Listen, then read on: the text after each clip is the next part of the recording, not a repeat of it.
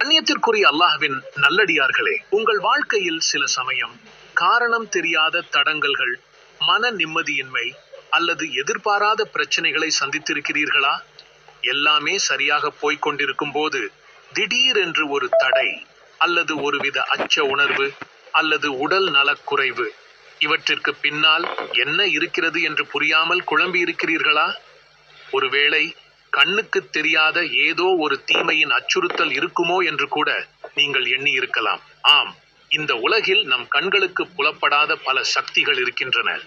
ஷைத்தான்கள், தீய ஜின்கள், மனிதர்களின் தீய எண்ணங்கள், பொறாமை மற்றும் மிகவும் ஆபத்தான கண் திருஷ்டி போன்ற பல தீமைகளிலிருந்து நாம் நம்மை பாதுகாத்துக் கொள்வது எப்படி? பலரும் இதை பற்றி வெளிப்படையாக பேசுவதில்லை. ஆனால் இவை நிதர்சனமான உண்மைகள்.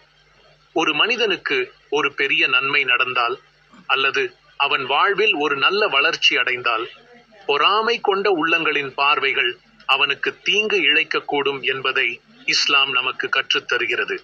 அல்லாஹ்வின் அருளால் இந்த அனைத்து விதமான தீமைகளிலிருந்தும் நம்மை பாதுகாத்துக் கொள்ள இஸ்லாம் நமக்கு ஒரு வழியை காட்டியுள்ளது. அதுதான் துஆ.